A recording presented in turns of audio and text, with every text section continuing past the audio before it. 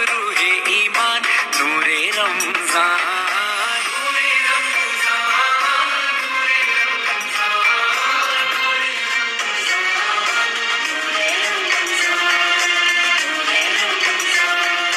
रब्बी इश्रह ली सदरी व यस्सिर ली अमरी वहलुल उक़दतम मिन लिसानी यफ़क़हू क़ौली। अल्हम्दुलिल्लाह, आज हमने पारा नंबर 18 का खुलासा कुरान करना है। अब इसके आगाज़ में जो है सबसे पहले सूरतुल मोमिनीन, इसमें 3 सूरतें हैं। सबसे पहले सूरतुल मोमिनीन है। मोमिनून में जो अल्लाह ताला ने मोमिन के बारे में है, यहाँ पे मोमिनीन की सिफ़ात को बयान किया गया है। ये सिफ़ात जो है कोई भी अगर बंदा अपना ले, कोई भी मुसलमान बंदा अगर अपना ले, वो पक्का मोमिन होगा तो जन्नत में जाएगा, इसलिए इसका सूरत का नाम मोमिन रखा गया है।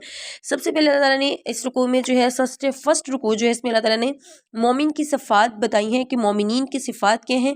अल्लज़ीना हुम फ़ी सलातिहिम ख़ाशिऊन, पहली 10 आयात में अल ईमान के साथ औसाफ को बयान किया गया कि उनकी कोई औसाफ क्या है, वो किस तरह से काम करती हैं, वो किस तरह से मोमिन जो है उनकी क्या सिफ़ात होती हैं, अल्लाह ताला जो है उनको क्या सिफ़ात देते हैं, उनकी क्या दर्जात होती हैं। अल्लाह ताला ने फरमाया कद अफ़लह, यानी पक्की बात है कि वो कामयाब है, और वो औसाफ ये हैं।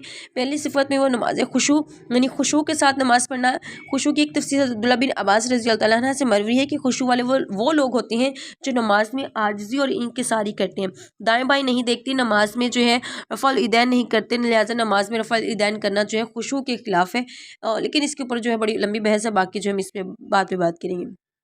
फ़ज़ूल कामों और फ़ज़ूल बातों से परहेज़ करते हैं, अपने आप को बुरे अमाल और इख़लाक़ से पाक करते हैं, जिसे तज़किया कहते हैं।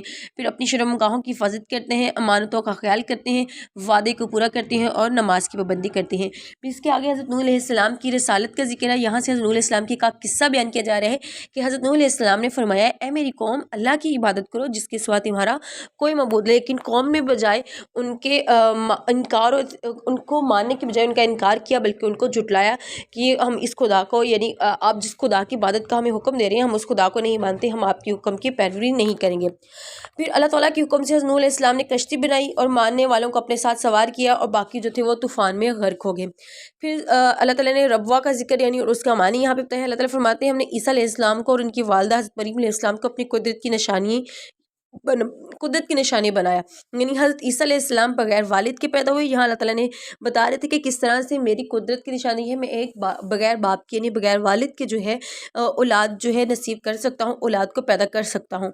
यहाँ पे अल्लाह सुब्हानहू तआला अपनी कुदरत की निशानियाँ बता रहे थे। एक बादशाह था जो उनका दुश्मन था, वो इन्हें कत्ल करना चाहता था। हज़रत ईसा अलैहिस्सलाम का यहाँ पे जिक्र हो रहा है कि एक बादशाह था जो उनको कत्ल करना चाहता था। अल्लाह ताला ने उन्हें एक ऐसी बुलंद जगह जो है उसको रबवा कहते हैं, पर पनाह दी, जो पुरसुकून और साफ़ सुथरे बहते हुए पानी वाली सरसब्ज़ शदाब थी। ये जगह बैतुल मुक़द्दस के बिल्कुल करीब वाक़ है। रबवा अब किसको कहते हैं? रबवा टेले को कहते हैं। इससे कादियानियों वाला खुद साख्ता रबवा जो पाकिस्तान में है। अब कादियानियों ने क्या किया हुआ, अपनी एक मुकाम है उनका रबवा, वहाँ पे उन्होंने अपनी जन्नत दोज़ख का नाउज़ुबिल्लाह एक पूरा जो है सिस्टम बनाया हुआ है। ये वो मुकाम नहीं है, रबवा वो मुकाम है जहाँ पे हज़रत ईसा अलैहिस्सलाम को अल्लाह ताला ने ऊपर बिल्कुल जो है ऊपर उठा लिया था, और ये बड़ी पाक साफ़ जगह है, ये बैतुल मुक़द्दस के बिल्कुल करीब वाक़ है। अब हमारा अकाबिर ख़ुसूसन मौलाना मंजूर अहमद चिटियानी रहमतुल्लाह की 30 जो है रबवा का नाम बदल कर उन्होंने चनाबे नगर रख दिया है। अब वहाँ पे अगर जाओ तो उन्होंने उसका नाम कि रबवा, लोग मुशाबा देते थे कि जी रबवा तो वो कादियानी वाली, शायद वो रबवा समझ लेते थे। तो अब ज़्यादातर उसको जो है उस मुकाम को, जैसे ईसा अलैहिस्सलाम का मुकाम था, उसको चनाबे नगर कह के भी पुकारा जाता है। फिर मुश्किरीन की महरूमी की वजह यहाँ पे बताई जा रही है कि मुश्किरीन जो की आदत ये थी कि अल्लाह ताला के कलाम को सुनते नहीं थे, बल्कि दौड़ जाते थे। आयात का उनको पता था अगर हम सुन भी लेंगे ना, कहीं हमारे दिलों पे असर न कर जाए। उनको डर भी होता था। ये कफ़ार जो थे ना, गुरूर और तकब्बुर की वजह से जो भी करते थे, लेकिन उनके अंदर कहीं ना कहीं पे ये भी डर था। वो मोहम्मद अरबी मुस्तफ़ा सल्लल्लाहु अलैहि वसल्लम से डरते भी थे। वो डरते भी थे कि ये भी काम हो जाएगा, लेकिन वो क्या है ना कि अपनी गुरूर की वजह से, अपने तकब्बुर की वजह से, अपने माल दौलत की वजह से ना वो आ नहीं रहे थे। कुछ अल्लाह ताला ने फिर उनके दिलों और कानों पे मोहर लगा रखी हुई थी कि तुम लोग फिर ऐसे हो तो इसी तरह से रहोगे। वो ये मुश्किरीन की बड़ी गंदी आदत थी कि रात को बैठ कर किस्से कहानियाँ सुनाते। अल्लाह की आयात, नबी सल्लल्लाहु अलैहि वसल्लम की बातों से उनको कोई दिलचस्पी नहीं थी। उन्हें इन्हीं बेहुदा और हरकत की वजह से ईमान जैसी अजीम नेमत से फिर उन्हें महरूम कर दिया गया। फिर वो नबी पाक सल्लल्लाहु अलैहि वसल्लम को बरहक जो है जाने के बावजूद भी ईमान नहीं लिया। उन्होंने आप सल्लल्लाहु अलैहि वसल्लम के ऊपर नबूवत देखी, आप सल्लल्लाहु अलैहि वसल्लम को देखा, उनके अमाल को देखा, उनके तर्ज ज़िंदगी को देखा, फिर उनके बात करने के तरीके को देखा, उनके इंसाफ को देखा, लेकिन फिर भी वो आप सल्लल्लाहु अलैहि वसल्लम पर ईमान नहीं लाए। پھر انعامات خداوندی کا ذکر ہے، یہاں پہ اللہ تعالیٰ نے اپنی ذات اپنے بندوں کو جو ہے بے شمار نعمتوں سے نوازا ہے، ان کا ذکر ہے جس میں سے موسٹ 3 اللہ تعالیٰ نے دی ہیں یہاں پہ، اس کا ذکر کیا، السمع والابصار والافئدہ، سمع سماعت کو کہتے ہیں، پھر اس کے ابصار بصیرت کو کہتے ہیں، افئدہ یعنی دل کو کہتے ہیں۔ یہاں پہ 3 چیزوں کا ذکر ہے، 3 نعمتوں کا ذکر ہے، آنکھ، کان اور دل۔ ان نعمتوں کا تقاضا یہ ہے کہ جب اللہ تعالیٰ نے بغیر مانگے آنکھ دی ہے تو اس میں جو کچھ دیکھتے ہو، جو اللہ چاہتے ہیں، کان دیے ہیں تو ان سے وہ سنو جو اللہ چاہتی ہیں۔ اللہ تعالیٰ نے اگر دل دیا ہے، اس میں وہ سوچو جو اللہ تعالیٰ چاہتے ہیں۔ اب یہ انعامات تو اللہ تعالیٰ نے دیے ہیں نا، اور ہم استعمال جو ہے اللہ تعالیٰ نے دیکھیں کتنی اللہ تعالیٰ نے یہ انعامات دی، اگر ہمیں کوئی چیز دے دیتا ہے نا پریزنٹ، تو ہم اس کو کہتے ہیں کہ یار دیکھو اس کا اچھا استعمال کرنا، اس کو برے طریقے سے استعمال مت کرنا۔ وہ پریزنٹ دے کے پوچھتا بھی ہے کہ تم نے کہاں اور کیسے استعمال کیا۔ ہم کسی کو گفٹ دیتے ہیں تو ہم یہ بات کر دیتے ہیں کہ اس نے تمہیں کیا دیا، تم نے کیسے یوز کیا کیا اس کا۔ اللہ سبحانہ تعالیٰ نے ہمیں انعامات 3 خوبصورت چیزیں انعامات میں دے کے اللہ تعالیٰ نے ہمیں کہا کہ تم اپنی مرضی کے مطابق استعمال کرو، اور لیکن ہاں تم شکر بھی ادا کرتے رہو۔ یہ بات مناسب نہیں ہے کہ اللہ تعالیٰ کریم نے ہمیں بے شمار نعمتوں کی جو ہے ہمیں نعمتیں دی اور ہم اس کا شکر بھی نہ کریں۔ ہم آنکھ سے وہ چیز دیکھیں جو اللہ سبحانہ تعالیٰ نے منع کی ہے، اور دل سے ہم وہ ایسا کسی کے بارے میں بغض رکھیں، کسی کے بارے میں غلط سوچیں، کسی کو نقصان دینے کے بارے میں سوچیں جو اللہ سبحانہ تعالیٰ نے منع کیا ہے۔ پھر کان سے ایسی غلیظ بات سنیں جو اللہ تعالیٰ نے منع فرمائی ہے، تو ہمیں ان چیزوں سے دور رہنا ہے اور اللہ تعالیٰ کی نعمتوں کا شکر ادا کرنا ہے، اور جس طرح سے اس نے عمل کرنے کے ہمیں کہا ہے کہ ان نعمتوں کو جس طرح سے یوٹیلائز کرنا ہے، اور ہم نے اسی طرح سے اس کو یوٹیلائز کرنا ہے، ٹھیک ہے۔ پھر کفار کے لیے یہاں پہ عذاب کی وعید ہے، کیونکہ کفار جو تھے ہر وقت تو یہی کہا کرتے تھے نا کہ قُل رَبِّ إِمَّا تُرِيَنِّي مَا يُوعَدُونَ، وہ کہتے تھے کہ نبی کریم صلی اللہ علیہ وسلم ہمیں بتائیے کہ عذاب کب آئے گا۔ وہ آپ صلی اللہ علیہ وسلم جب توحید و رسالت کی دلائل بیان کرتے تھے تو وہ مانتے نہیں تھے، قبول نہیں کرتے تھے، بلکہ ان کو جو ہے ہنسی مذاق میں جو ہے وہ اڑا دیتے تھے، ان غلط اور غلیظ باتیں تھی، وہ اس طرح سے کچھ باتیں کرتے تھے، یہی ان کا جو شیوا تھا، وہ بات یہی کرتے تھے، نبی کریم کی مجلس میں بیٹھتے تھے، آپ کو تکلیفیں دیتے تھے، لیکن آپ اللہ تعالیٰ سے دعا مانگتے تھے کہ اللہ تعالیٰ یہ لوگ میرے ساتھ اس طرح کیوں کرتے، پھر اللہ تعالیٰ ان کو بھی تسلی بھی دیتے تھے۔ محمد بھی پچھلے نبیوں کے ساتھ بھی اسی طرح کر چکے ہیں۔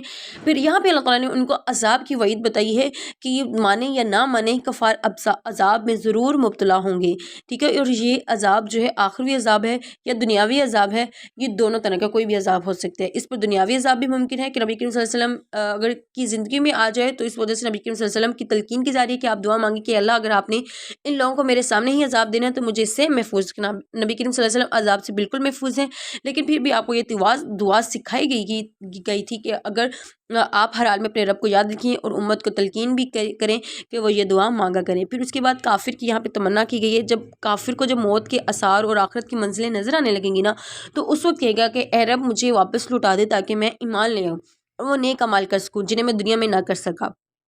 جواب ملے گا ہرگز نہیں۔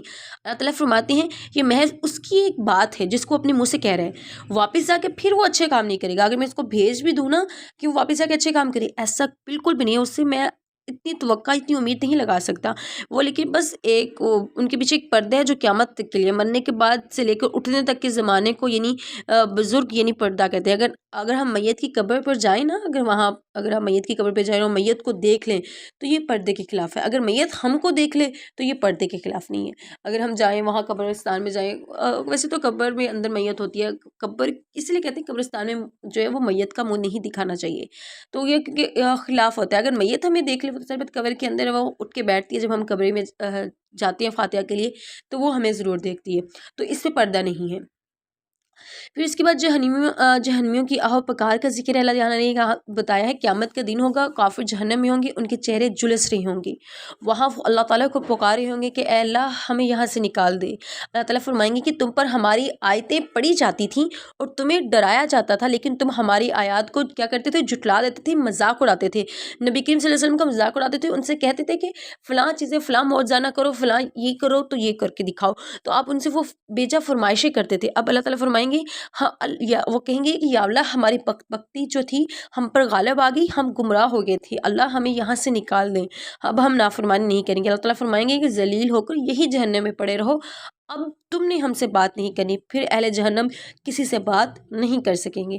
پھر انسان کی پیدائش بے مقصد ہی ہے، جو انسان کہتے ہیں نا کبھی کبھار کہ ہمارا تو کوئی مقصد ہی نہیں ہے، ہم بنا مقصد ہی دنیا میں آ گئے، کبھی انسان پریشانی کی دکھ حالت میں یہ بات کہہ دیتا ہے کہ میرا تو کوئی مقصد ہی نہیں تھا دنیا میں آنے گیا۔ کوئی انسان ایک دوسرے کو کہہ دیتا ہے کہ تمہارا کیا مقصد دنیا میں آنے کا، فضول ہوئی آئی ہو تم تو۔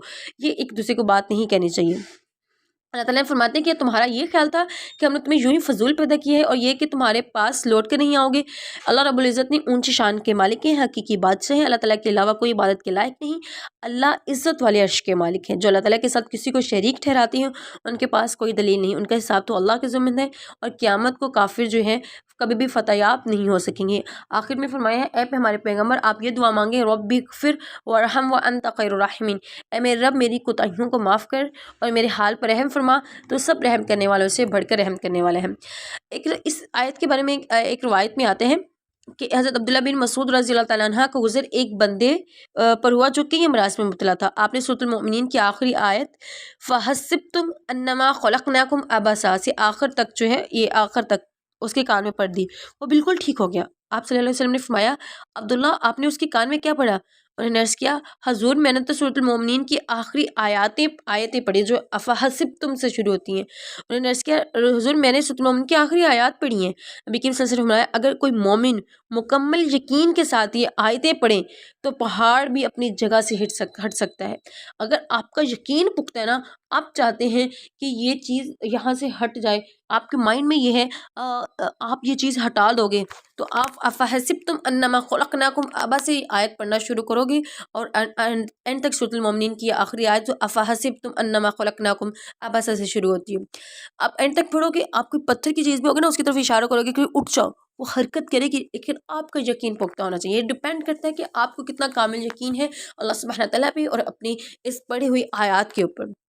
سورۃ المؤمنین کے آخری یہ 4 آیات ہیں، ٹھیک ہے، یہ وَأَنْتَ خَيْرُ الرَّاحِمِينَ تک آتی ہیں۔ یہ اگر یاد کے لیں، زبانیں یاد نہیں ہوتی تو قرآن کھول کے پڑھ لیا کریں، اگر گھر میں کوئی بیمار ہے تو یہ 4 آیتیں اس کے کان میں دم کر دیا کریں، سر درد ہے یا کوئی اور تکلیف بھی ہے تو ان کو پڑھ لیا کریں۔ اللہ تعالیٰ ہم سب کو کامل ہے یقین نصیب عطا فرمائے۔ آگے ہمارے پاس سورۃ النور شروع ہوتی ہے۔ سورۃ نور جو ہے دینی اور اخلاقی معاشرتی احکامات اس میں بیان کیے گئے ہیں، اس میں بے حیائی، فحاشی اور برائی کو روکنے کی اور عفت و عصمت کو عام کرنے کی ہدایت دی گئی ہے۔ نیز المومنین حضرت عائشہ رضی اللہ تعالیٰ عنہ کی برات گھروں میں جانے کے آداب، پردہ کے متعلق احکامات کی تفصیل سے بیان کیے گئے۔ اب یہاں پہ حد زنا کو بیان کیا گیا، اگر غیر شادی شدہ اور مرد اور غیر شادی شدہ عورت نے زنا کیا تو انہیں بطور حد جو ہے ان کی سزا کے ان کو 100 کوڑے مارے جائیں گے۔ اگر تو شادی شدہ مرد اور شادی شدہ عورت اس سزا میں آئی گئی تو پھر اللہ تعالیٰ نے اس حدیث پاک میں اس کو سنسکساری یعنی اس کو سنکسار کر دیا جائے گا۔ اب فعل زنا جو ہے ثابت ہونے کے 3 طریقے ہیں۔ اگر 4 مرد گواہ ہوں کہ یہ فلاں عورت زانی یا زانی خود، یا پھر وہ عورت خود اعتراف کر لے کہ مجھ سے یہ فعل ہو گیا ہے۔ تیسرا کنواری عورت کا اگر حمل ظاہر ہو جائے تو اس سے دریافت ہو جائے گا، اور جس کا وہ شخص نام لے کہ اس نے میرے ساتھ یہ سب کیا ہے تو پھر اس کو سزا ملے گی، اور اس کی باقی جو تفصیل انشاءاللہ ہم باقی کریں گے، لیکن اس کی یہ سزا ہے۔ لیکن کسی پر بہتان لگانا یہ بالکل گناہ ہے۔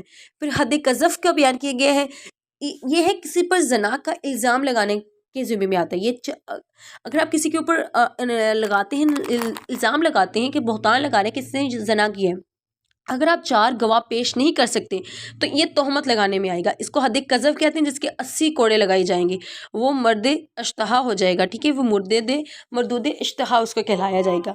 اگر آئندہ کسی کیس میں ان کی شہادت، لیکن وہ نیکسٹ اگر کسی کیس میں شہادت دے گا جو کہے، جس نے مطلب گواہی دی تھی نا کہ یہ فلاں شخص نے یہ کام کیا، یا فلاں عورت نے یہ کام کیا ہے، یا فلاں مرد نے یہ کام کیا ہے، لیکن پھر اس میں گواہ بھی نہیں لا سکا کہ اس نے یہ کام کیا ہے، تو پھر اس مرد کو جس نے یہ کام جو تھی الزام لگایا تو اس کو 80 کوڑے لگائے جائیں گے، اور اس کی دوبارہ کسی چیز میں شہادت بھی قبول نہیں کی جائے گی، اور اس کو آخرت میں بھی اس کی سزا ملے گی، لیکن دنیا کی سزا باقی رہے گی، لیکن یعنی اس کو کوڑے بھی لگیں گے اور آئندہ گواہی بھی قبول نہیں ہوگی۔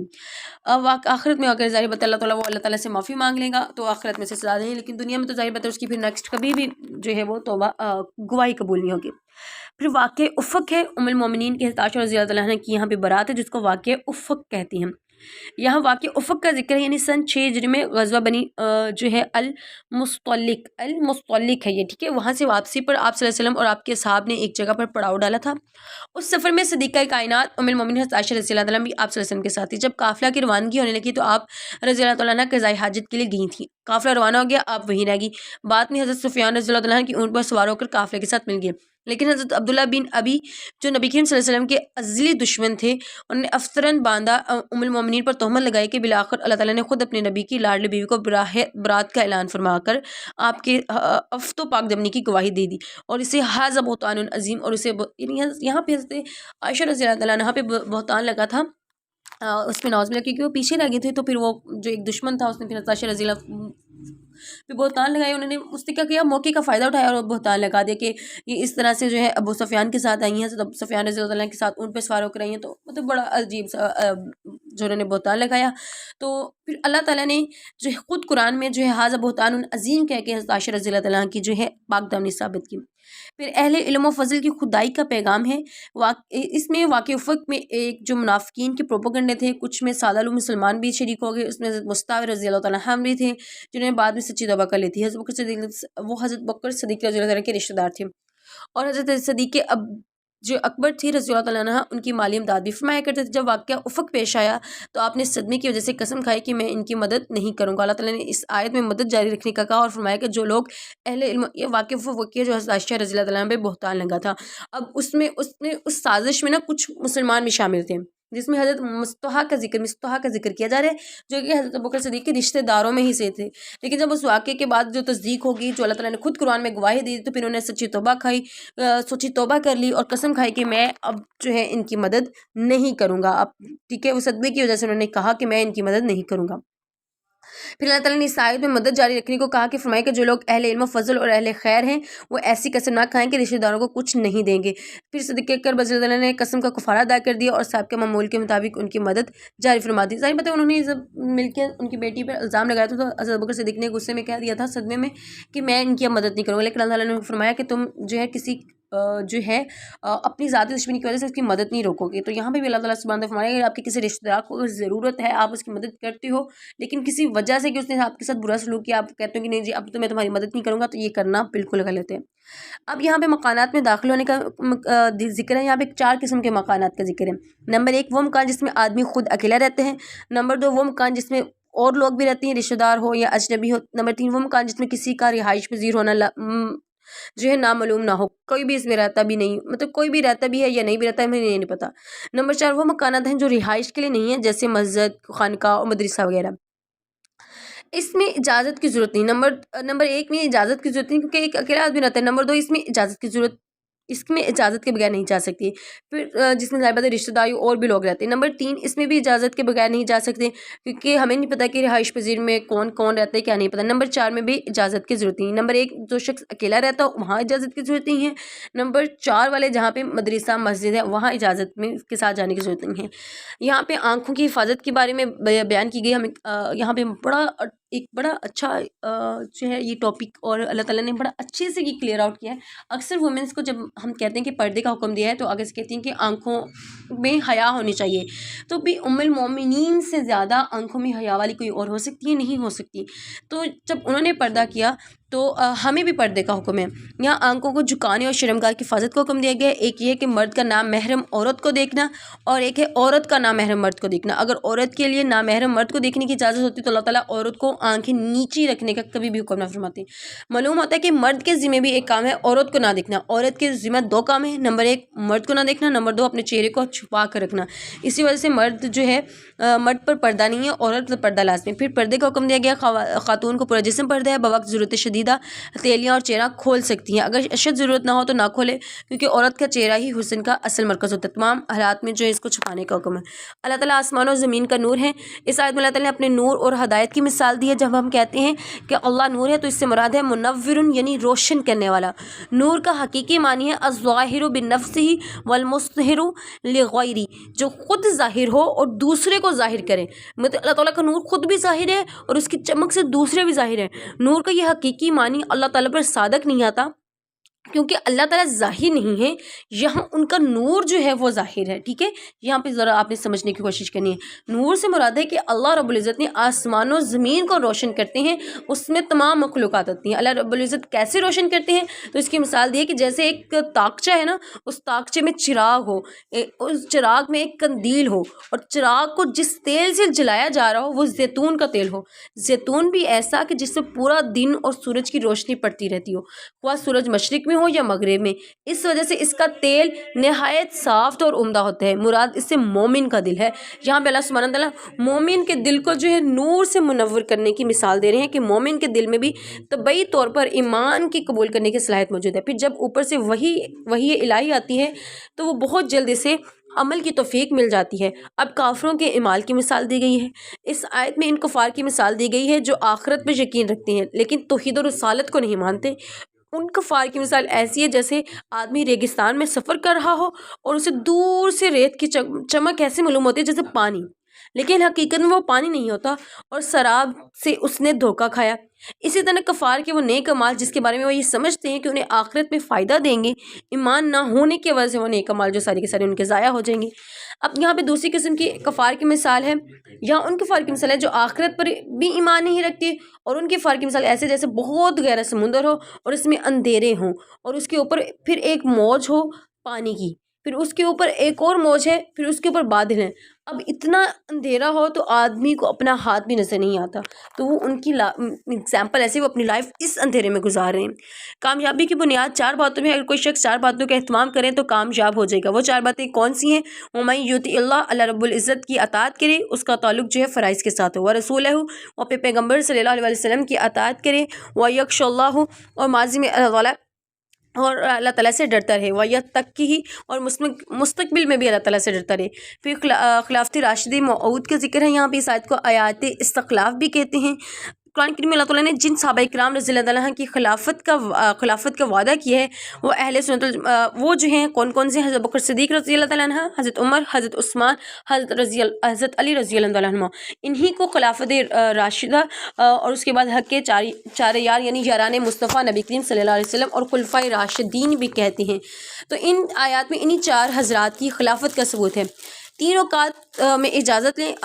گزشتہ آیات میں تھے بڑوں کے متعلق حکم تھا کہ کسی کے گھر میں بغیر اجازت داخل ہو. اب یہاں غلام، لونڈی اور چھوٹے بچوں کے متعلق ہے کہ 3 وقت ایسے ہیں ان کو بھی گھروں اور کمروں میں بغیر اجازت کے داخل ہونا چاہیے، کیونکہ ان کو قاتل انسان بیت کلفی میں صرف ضروری ہے کپڑے میں ہوتا ہو، تنہائی چاہتا ہو، کچھ کسی بھی طرح سے انسان جو ہوتا ہے لباس میں ہو سکے، اس لیے انسان نے حکم دیا. تیسرا جو ہے اوقات نماز فجر سے پہلے، پھر اس کے بعد دوپہر کے وقت، اور نماز عشاء کے بغیر اجازت گھروں یا کمروں میں داخل نہ ہو. اپنے والدین کے کمروں میں بھی بچے جو ہیں ان 3 اوقات یعنی نماز فجر سے پہلے اور اس کے بعد دوپہر کے وقت یعنی 2، 3 سے 4 تک کا وقت جو ہے، پھر نماز عشاء کے بعد کا وقت. اگر آپ نے پیرنٹس کے روم میں جانا ہے یا اپنے بڑوں کے کسی کے روم میں جانا ہے، آپ نوک کر کے جو ہے اجازت لے کے جائیں. پھر اس کے بعد معذورین کو کھانے میں شریک کرنا. معذور حضرت یعنی نابینا، پاؤں سے معذور، جو تندرست نہ ہو، اس شخص کو کھانا کھلانا، اس کو اپنے ساتھ کھانے میں بٹھانا، بلکہ یہ نہ محسوس کرنا کہ جو ہے یہ تو معذور ہے میں اس کے ساتھ کیوں بیٹھوں، یہ تو غریب ہے، ایسے اس کے ساتھ جو ہے کھانا کھانا. اللہ تعالیٰ نے فرمایا ہے کہ ان کے ساتھ بیٹھ کر کھانا کھلانے میں کوئی حرج نہیں ہے. اتنی چھوٹی چھوٹی باتوں میں باریک بینی کی ضرورت نہیں ہے. یہاں پہ مخلص مسلمان کی مدعا منافقت کی مذمت ہے. یہ آیت غزوہ احزاب کے موقع پر نازل ہوئی تھی جس میں محض مخلص مسلمانوں کی مدعا یعنی ان کی جو دعا تھی منافقین کی مذمت بیان کی گئی. جس کفار کے جب کفار کے تمام قبائل مدینہ منورہ پر حملہ کرنے کے لیے متحد ہو کر آنے لگے اور آپ صلی اللہ علیہ وسلم نے دفاعی پوزیشن اختیار کرنے کے لیے خندق کھودنے کا حکم دیا تو مخلص مسلمان جو تھے صدقے دل سے کام میں لگے رہتے. جب جانا ہوتا تو اجازت لے کر جاتے. جب منافقین اول تو سستی کرتے، جب آ جاتے تو بہانے بنا کر یا مخفی طور پر نکل جاتے. یعنی جو منافق تھے اب جن کے دل میں نفق تھا، بظاہر وہ کہتے تھے کہ ہم مسلمان ہیں لیکن منافقین میں تھے، ظاہر ان کا کچھ تھا باطن کچھ تھا. تو وہ جب آتے تھے تو آپ صلی اللہ علیہ وسلم سے کہتے تھے کہ ہمیں سستی ہے. جب آ جاتے تھے تو بہانے کرتے تھے، بہانے بنا کے چلے جاتے تھے. عام مجالس میں بھی اسی طرح سے ہوتا ہے، دین کی کلاسز میں بھی اسی طرح سے ہوتا ہے. اب کچھ جو لوگ آتے ہیں بہانے بناتے ہیں کہ میں بیمار تھی، یوں تھا، یہ تھا، فلاں ایشو تھا. تو کچھ لوگ یہ ایشو کریٹ آؤٹ کرتے ہیں، پھر دن اس کے بعد جو ہے کچھ بچے جو خلوص نیت سے سننے کے لیے آتے ہیں وہ ری ایکٹ بھی کرتے ہیں. اس سے ہمیں علم بھی ہو جاتا ہے کہ کون بچہ جو ہے کتنا سن رہا ہے. ماشاءاللہ اتنے 100 ابو سے بچوں کلاس کا گروپ ہے لیکن کبھی 100 سے ابو वीडियो के ऊपर व्यूज़ नहीं आए। जो बच्चे जिन्होंने सुनना होता है वही नियत से सुनते हैं, फिर अल्लाह ताला जिसे चाहते हैं उसी को हदायत देते हैं। अब लास्ट में इसमें सूरतुल फुरकान के 2 रुकू इसमें है। फुरकान के मानिए यानी हक़ व बातिल के दरमियान फ़र्क करने वाला। इस सूरत में कुरान करीम को फुरकान फरमाया गया है, इसी वजह से सूरत का नाम भी फुरकान रखा गया है। इसमें जो है मोमिनीन के ऊपर इनामात का ज़िक्र है और इसके आखिर में इबादुर रहमान के औसाफ बयान किए गए हैं। पहला एतराज़ और जवाब ये था, जब मुशरिकीन कहते थे कुरान करीम मोहम्मद सल्लल्लाहु अलैहि वसल्लम ने खुद घर लिया, ये तो अपनी तरफ से था, तो अल्लाह ताला ने जो है ये खुद से मतलब सीख लिया, खुद से अपनी बातें बना लिया। तो अल्लाह करीम फरमाते हैं कि ये लोग जुल्म और खुले झूठ पर उतर आए हैं। अगली आयत में जवाब देते हुए फरमाया, क्या पैगम्बर आप फरमा दीजिए कि कुरान मेरी तरफ से नहीं है बल्कि अल्लाह ताला की तरफ से है। फिर दूसरा एतराज़ उन्होंने क्या किया था, उन्होंने ये एतराज़ किया था कि ये कैसा नबी है जो खाता है पीता है, बाज़ारों में चलता फिरता है, फरिश्ता भी नहीं है और इसके पास खजाना भी नहीं है। अगर नबी होता तो इसके साथ मलाइका होते, पैगम्बर होता, ना खाता ना पीता। जवाब दिया कि मुशरिकीन कैसी निकम्मी मिसालें पेश करते हैं कि नबी होता तो इसके साथ फरिश्ता होता, लेकिन अगर पैगम्बर अलैहिस्सलाम के साथ फरिश्ता होता तो फिर यही लोग कहते हैं कि इसके साथ फरिश्ते होने पर क्या दलील है, तो भी ये फरिश्ते होने की दलील मांगने लग जाते हैं। अगर नबी होता ना खाता तो ये कहते कि हम खाते हैं और हमारा नबी तो वो होना चाहिए जो खाने वाला हो। ये मतलब किसी हाल में खुश नहीं हो सकते। फिर प्रीवियस आयत में मुशरिकीन का एतराज़ था कि ये कैसा नबी जो खाता भी है पीता भी है बाज़ारों में चलता भी है। इनका ख्याल था कि नबी इंसान नहीं होना चाहिए था बल्कि फरिश्तों को नबी होना चाहिए था। अब यहाँ ये जवाब दिया गया है, जो अंबिया अलैहिस्सलाम तुम भी नबी और रसूल मानते हो तो वो भी तो इंसान ही थे, इंसानों की तरह खाते पीते थे, बाज़ारों में चलते थे, लिहाजा इससे तुम समझ लेते कि खाना पीना बाज़ार में फिरना वगैरह मनसब और नबूवत रिसालत के मनाफी नहीं है। कि आप अक्सर हम कह देते हैं कि जी लो जी ये बड़ा आलिम फिर आलिम है, ऊपर से ये देखो जी बाज़ारों में चल फिर रहा है, बाज़ारों में आया घूम फिर रहा है, बाज़ारों में जी होटलों में खा रहा है, ये करे भाई। आलिम को क्या, किसी आलिम के किसी हाफ़िज़ा को ये इन चीज़ों पे सैर सपाटे करना या कुछ भी ऐसा करना कोई मना है? अस्तग़फ़िरुल्लाह, ऐसा कुछ भी नहीं है।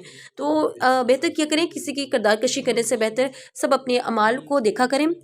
अल्लाह सुब्हानहू व तआला हमें सही तरीके से अमल करने की तौफ़ीक़ अता फ़रमाए। व आखिरु दाअवाना अनिल हम्दुलिल्लाहि रब्बिल आलमीन।